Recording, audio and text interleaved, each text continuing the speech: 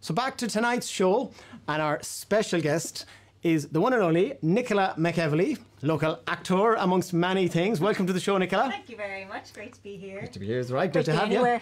You. I know. Anywhere at all live is great fun. I know. So I suppose we'll get straight into it. And I suppose for anyone that may not know you, tell us a little bit about your background. Obviously born and bred and grew up in Sligo. So what was your story growing up around the town? Well, I was actually born in Cavan because my mother's from Cavan. So they were there for Christmas and I was like, not missing this. Yes, okay. So I arrived in Cavan. But yeah, bred and buttered in Sligo. Yeah, Cleaver Road. Yeah. Yeah, went to the Mercy Primary School and then went to the Ursuline. I crossed the town over was to that not allowed, is it? You're supposed to stay at the side of the tracks, is it? You had to get a pass. I had to get a pass, yeah, but I got it anyway. Okay. And went to the Ursuline. And was it there where you started, let's say, treading the boards or getting into the acting world? It was probably a bit before that. I'd say I was around 10, 11 sort of age. I was really fascinated with it before that. My brother was really into drama and he's a bit older than me. So I would have been going to like the Sligo Fun Company shows and the Hawkswell and the Drama Circle and the Fesh even, all those kind of things, watching him and just loving it, But I was 10, around that age before I got into one of the proper. Did you join up with any of those groups at the time at that age? Okay. I can't remember which came first. Whether I did, I think I went to speech and drama first with Walter McDonough and Mary Finnegan, and did the little plays and the Fesh and that. And then when I was 10 going on 11, I was Annie. Oh, okay. So that was it. That was just. That was some jump, that's a huge role at 10. I know, I kind of went, whoa. Yeah. So that was like, the Sligo Fun Company was just, and I think Sligo's very lucky that there are so many theatre groups that people of all ages can have a chance to get on the stage. So I suppose you were lucky that. And different types, the drama and the kind of music type. Yeah, so much so. And there's the more serious ones, there's the more fun ones, there's just the more musical side of things. Yeah. So then progressing on from there, up to the teenage years, doing all the shows here, and then when it came to college, did you go, was it straight into acting college? You went to London, I believe. Yeah. So I went to drama school straight away from my leaving cert. So, I just knew I wanted to work in theatre because I was just so fascinated with theatre. And then when I was, I suppose, 17, between 5th year and 6th year, I did this thing in the UK. It was a international youth theatre, and I was over in Canterbury and Kent in England, and I was over there and meeting people there the same age as me who were going on to try to get into drama schools. That I sort of learned all about that you could actually be an actor as a profession. You were there over for like a week or a weekend thing, and that's where you learned, these things exist and I can do this. Yeah, we did a play. It was a month, a month? Oh, right. Oh, cool, okay. Yeah. And did people at home, mum and dad, go, of course, go off to acting school?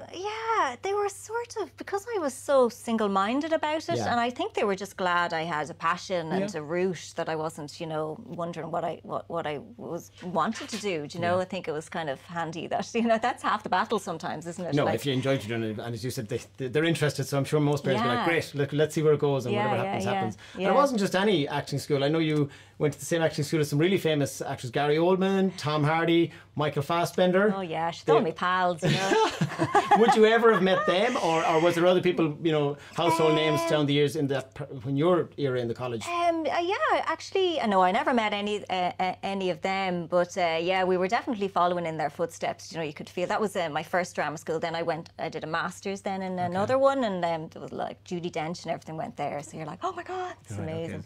Okay. So, like a lot of people from my year are doing very well. It takes a while to kind of get going, and they'd be doing well. But then just as many, actually more, don't. I imagine it is a tough industry, And I suppose from what you learned in Sligo when you were young, and then to go into that big, let's call it the more professional world. What kind of would you say is the main couple of things that you really learnt there? Like what made the difference there and made you better at your trade? Well, the first thing they said to us when we went to drama school is that there'll be no more acting. Like acting is about, you're like, oh really? I think we're in the wrong place. Acting is actually about telling the truth. So we're going to teach you for the next 3 years, you're going to learn how to kind of research characters and roles and find out what the truth is.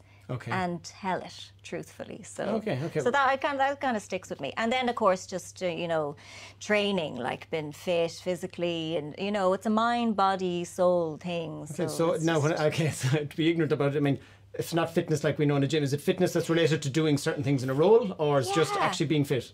Being fit, being fit and able, especially if you're doing a play for a couple of months, you know, and you're running around a lot. Yeah, but also fitness in terms of the craft as well, of, you know, creating a character and. And I'm sure it is a mental drain sometimes to try and get in there and learn it all and get it right. And the business as well. The business is hard. The business side of it, you know.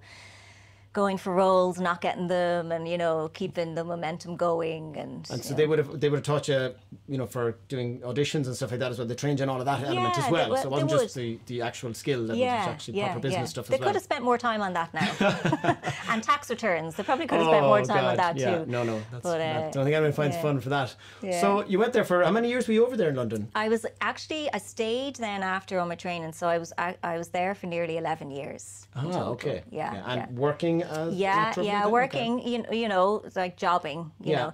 And then I did some other things as well, like I produced some film there, and we started a theatre company together, a gang of us, when we all left.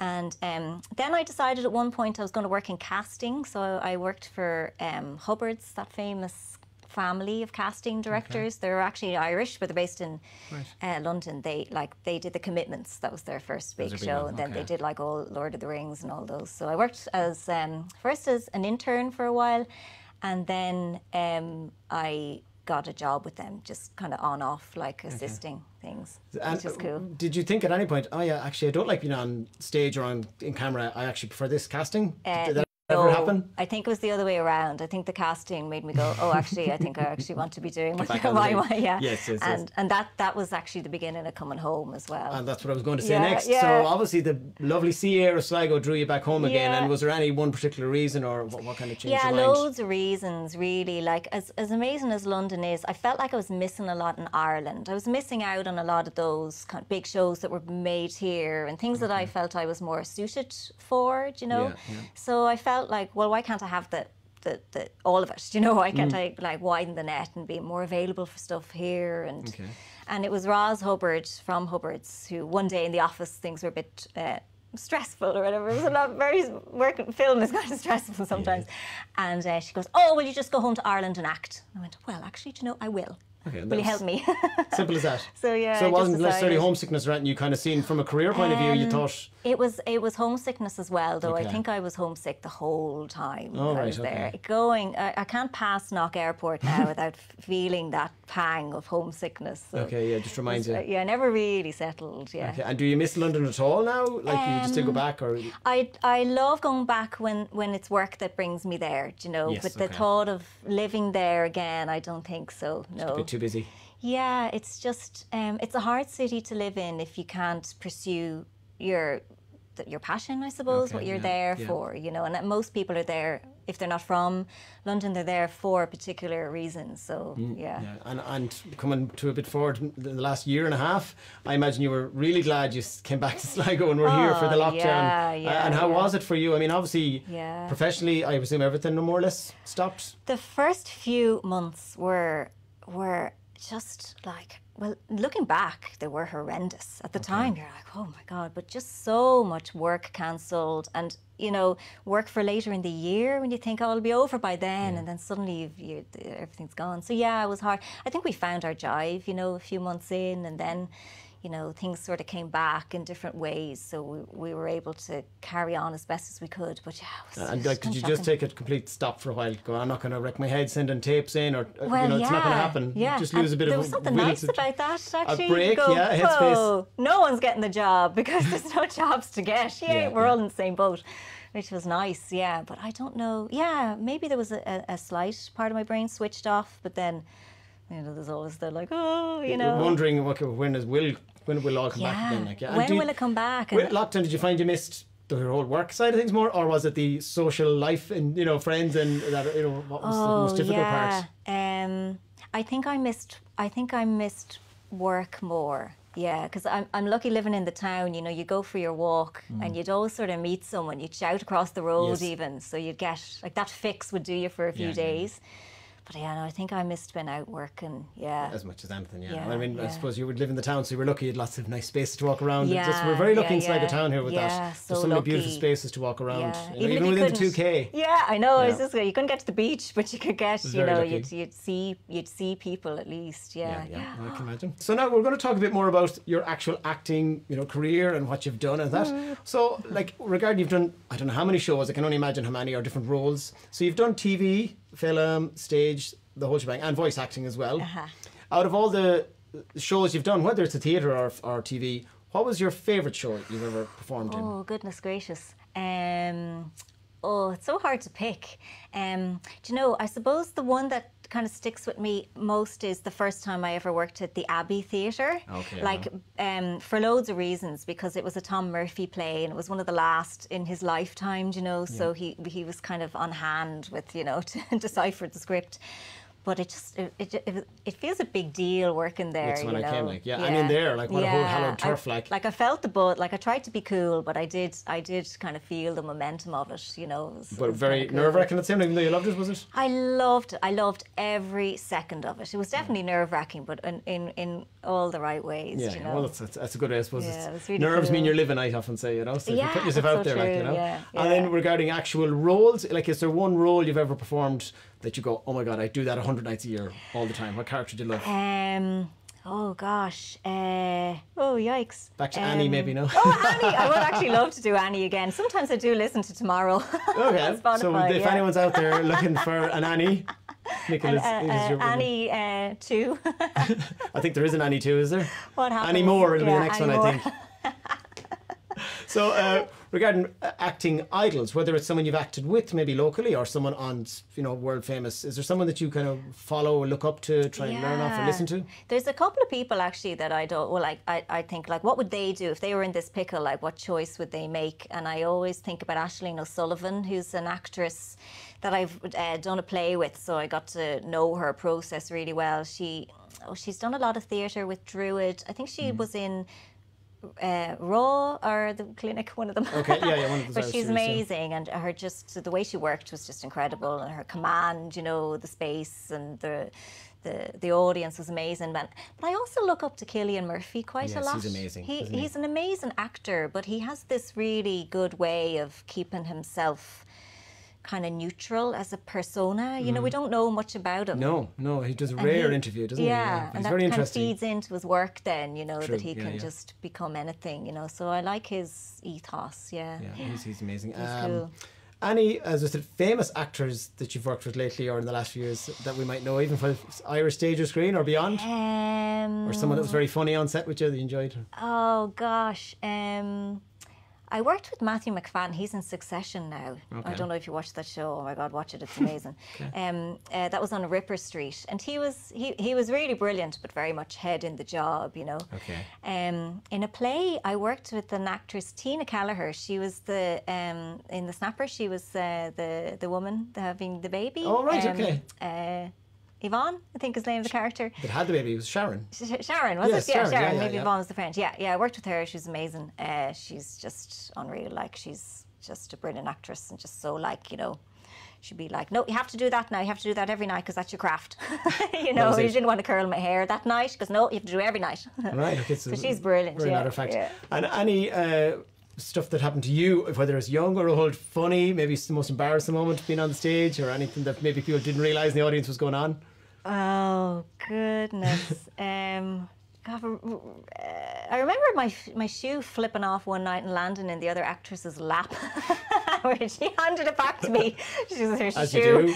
Yeah, that was mortifying. But in the moment, you're just getting on with the play, and then afterwards, we just laughed our heads off. Yeah. You can't freeze. I suppose you just keep you have going. to keep going, or work it in somehow. Your shoe. Are you throwing your shoes at me now or something? I don't know. Yeah. We were doing a local play here years ago, and a gentleman had his phone in his pocket, and it went off. Oh, yeah. And he answered it. Oh, God, yeah. We had a phone incident here last week as well, so we're well used to phone issues. Oh, yeah. But we got through it fine last week. Owen Troy, we're watching out for him again this week. So, right now, I mean, it's still obviously kind of pandemic restrictions, but in general in the acting world, is it hard to get work? Maybe people don't realise how much work you have to do to get one role. Would you find it difficult? Very, very hard. I mean, it's hard to get the auditions.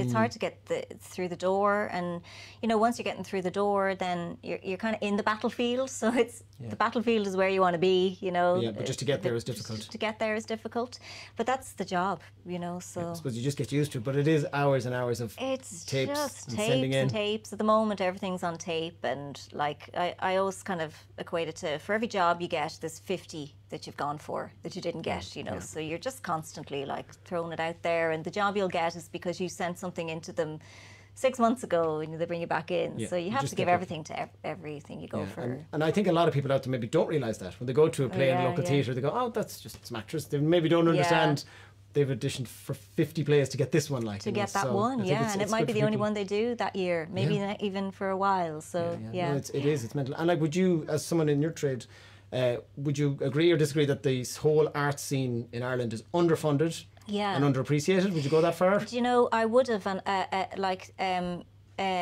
even up until February of 2020, I would have been disgusted with how it was funded and treated, and even the lack of knowledge in the place of the arts, and you know, that the work that goes into something, you know.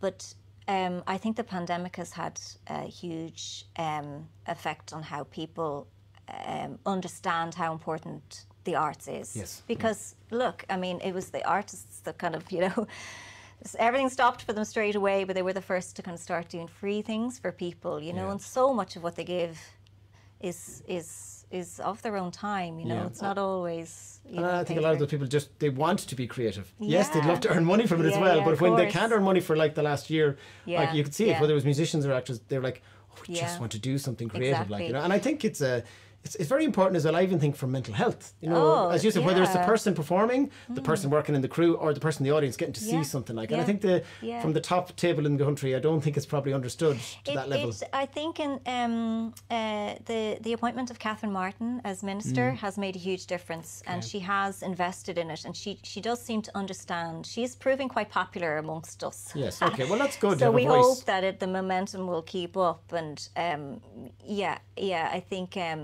it's positive so far. So well, that's good. And we at the end we're going to chat about, you have some live theatre coming up very soon as well. Yes. So away from all the world of acting, again, I don't know what you don't do, but you do another thing. But Cooking. you make beautiful handmade shawls, or is it shawls? Shawls, yeah, I do. Yeah, I love knitting. Knitting's something I've always done, and it's always been great to just kind of keep creative, you know, all the time. Yeah, so I have some pieces now. I haven't done much knitting this year. Have to come clean. I haven't done much. But what I do make, I sell through Coach and I, the wonderful Tara. Yeah, not just wonderful for Coach and I, but for Corja Festival, amongst other things. Yeah, but a lovely shop, a really nice shop, and that's a good one for Father's Day as well. Anyone tuning in? Yes, it's a good one for Father's Day. So that's where the people can get your shawls. Yes, And if you weren't in the acting world at all, what other job would you look at and go, oh, I'd love to do that? Oh God, I do love making things. I love constructing things. Engineering was the thing that came up when I was a teenager as well, but I think that's because my other brother was an engineer, so maybe in the DNA. I don't know. I don't know. TV presenter. Yeah, this could be a job here in a few weeks. Out of here! Don't drink what's in your glass. Yeah, exactly. From following you, you know, seeing you on social media, you generally are very positive, optimistic, and you seem to love Sligo. Oh yeah, I love Sligo. And what would you love most about it? If you were to sell it to someone to say, why would I come here to visit or to live? What would you think is one of the best things? Well, gosh, it'd be very, very hard to pick one thing, but I think the art scene in Sligo is unreal. Yeah. I mean, the theatre scene, the literary scene, and the music scene, obviously, but even the literary scene, like, you know, there's so many writers that are from here, and I know so many people come here, but there's an awful lot of, you know, it's a real mix of all that scene in such there. A mix. And I suppose that you can come for a job, but then the arts world here will give you your memories and your enjoyment, or maybe your kids get into that world. So it's not just the beautiful natural beauty. Yeah, no, I think that is a huge scene here as well, you know, for sure. And now, I know it might be hard for you to be negative now, but what would frustrate you about Sligo? Or, you know, if you were the mayor or a councillor, what would you kind of be starting to change? I know, God, the roads. I know, I'd actually, do you know, not really from the last year, but it always kind of struck me that we never really, maybe this is more of a West of Ireland thing, but we've never had that commuter flight to London. Do you know that, like, get to Knock or whatever at, you know, 9 in the morning or 8 in the morning, fly out and then be able to, you know, you can do it from Dublin. But you can't really do it from the west of Ireland, you know. That's probably quite a naive, you know, infrastructure thing. But it could be a huge thing, as you said. It could be tourism and work thing as well. Like. Yeah. And if I gave you €1 million check, what would be the first thing you'd build or do with Sligo Town? Run away. No, I would give it to the renovation fund for the Hawkswell Theatre. Ah, okay, a little plug there as well, if you don't mind. Good cause. So before we talk about your wonderful show coming up at the Hawkswell, we're going to have a bit of fun. We're going to do our quick 10. Oh, yeah. So we're going to ask you, like, it might be more 10 questions. I'm not even sure, to be honest with you. Okay, I'll count them. So, quick as you can't delay, and you have to pick one, okay? So, favourite movie? Moulin Rouge. Favourite band? Waterboys. Strand Hill or Ross's Point? Let's get you into a lot of trouble. Oh, okay. I don't like Ross's Point. Surfers or shams? Shams. Yes, I got it to do the accent. Who would you rather have lunch with? Eamon Cunningham from EJ's or Niall Delaney from the Ocean FM? Eamon. Yeah, more crack with if he puts me in one of his videos. Ah, well, there you go. Now, Eamon, the call out is there. Favourite TV show? Succession. Succession, that's a double mention for that. TV show you hate or you couldn't bear to watch? I had trouble with Schitt's Creek. Okay. But I'll give it more time. Right, okay. We'll come back in a later episode. Yeah. We'll check in with Nichola. Buckfast or tequila? Tequila. Dance or chat? Oh, you can't separate them. They can happen at the same time. One or the other. Okay, we'll let you away with that one. Four Lights or Bistro? See, it depends on the day of the week, doesn't it? Four Lights. Four Lights, okay. Cans on the beach or champagne in Coach Lane? Champagne in Coach Lane. Hawkswell or the model? Hawkswell. Okay, and your favourite saying, if you can think of one? I didn't come this far just to come this far. Fair enough, we'll take it on that. And before we let you go, as we said, you've a new production you're involved in the Hawkswell coming up. Can you tell us all a bit more about it? Yeah, so the Hawkswell is opening back up. It's been months and months and months since audience have been able to come in, and we're doing a show, samples of work that a few of us have made over the year. There will be myself and Miriam Needham doing a piece from her play Snapshot. There'll be Sandy Kelly and Shamie O'Dowd singing, Seamus O'Rourke. We'll be doing one of his pieces, Killian Phelan and Luke Devaney and Amy O'Hara. So didn't forget anyone there as well. Don't forget anyone, yeah. It'll be a great night. And when day is it on again? It's on the 26th, Saturday, so that's Saturday week, 8 p.m, the Hawkswell. There's a few tickets left. Hawkswell.com? Hawkswell.com, yeah. Very good. Yeah. Well, Nichola, it has been beyond a pleasure having you on. Thanks so much, and the best of luck. And again, anyone out there that loves the arts world, get out, support it, buy your tickets, buy them early as well when you hear of a show. Yeah. Thanks very much for being on the show. Thank you. Thank you.